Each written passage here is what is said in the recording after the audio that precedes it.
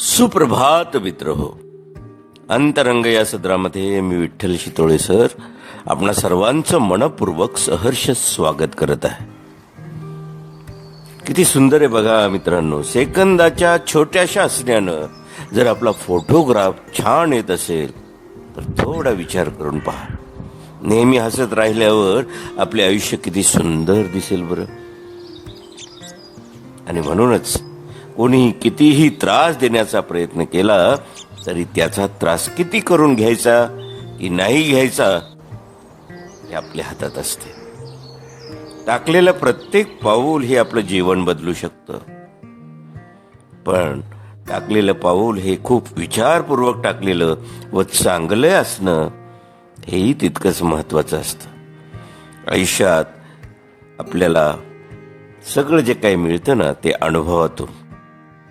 कर्माने मोठे आपण होतो, माणुसकीने माणूस पण जपतो आणि कर्तृत्वाने मात्र लोकांच्या कायम लक्षात राहतो. फक्त लक्षात राहत नाही तर हीच लोक आपल्याला हृदयात देखील ठेवतात.